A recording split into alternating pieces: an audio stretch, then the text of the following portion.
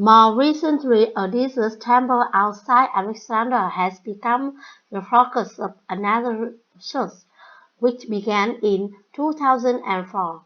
Kathleen Kathleen Martins, a professional from the Dominican Republic, contacted Jahi Howard, then Secretary General of the Supreme Council of Antiquities.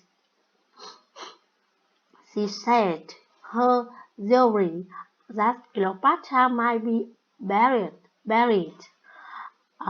in a temple near the coastal desert town of Tapasari, Masna, 55 kilometers west of Alexandria.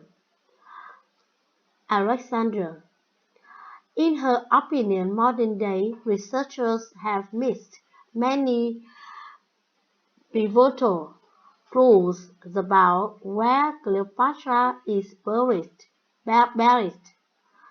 Martins then traveled to Egypt and arranged to meet Howard. She outlined her theory and asserted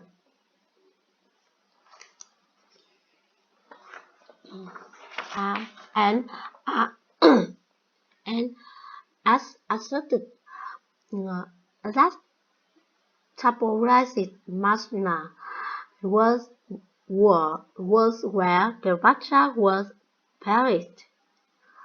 After studying more than a dozen temples, Martins then headed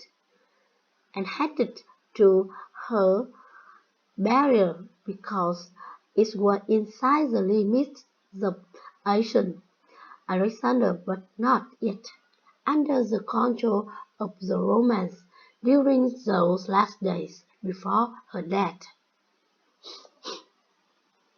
At first Martin was focused less on the obvious price of Cleopatra's tomb than on simply finding sufficient evidence to prove to, to, to prove her theory that Taposaurus might be the place to look.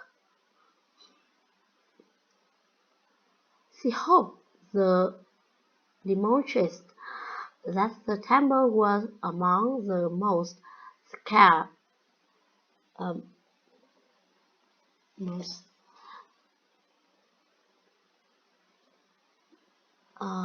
more um, sacred of its day, and that tunnels had been dug underneath the whole.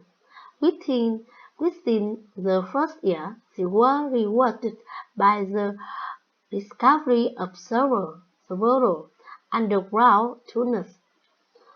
In 6 years, Taposaurus matter has become one of Egypt's most active archaeology sites.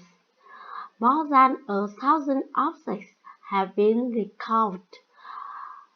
One important discovery was a large cemetery outside the temple walls. Yet the tomb of Cleopatra has not been found. The theory of who is buried at Tapo's mother still rests more on educated speculation than on facts.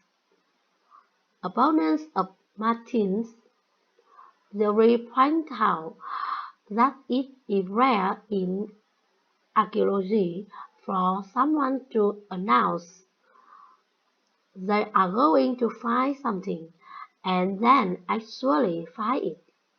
There is no evidence that Cleopatra tried to hide her grave or would have wanted to, says Duane's Roller, a respected Cleopatra scholar. All the evidence is that she was married with her ancestor, ancestors. The material associated with her manner is not meaningful because material associated with her can be found in many places in Egypt. If Cleopatra's tomb is ever found, the archaeological sensation could be revealed only by Howard Carter's unearthing of the tomb of King Tut in 1922, but will finding her tomb, her body deepen our portraits of her. On the one hand, how would it not? In the last years, in the last 100 years, the only new addition to the archaeological record is what scholars believe is a fragment of Cleopatra's handwriting. On the other hand, finding her tomb might dismiss some of the mystery that surrounds her. Right now, part of the appeal of Cleopatra is that she is free to be whatever we want her to be. Could finding her final resting place actually make us less enthralled enthralled with Egypt's last pharaohs?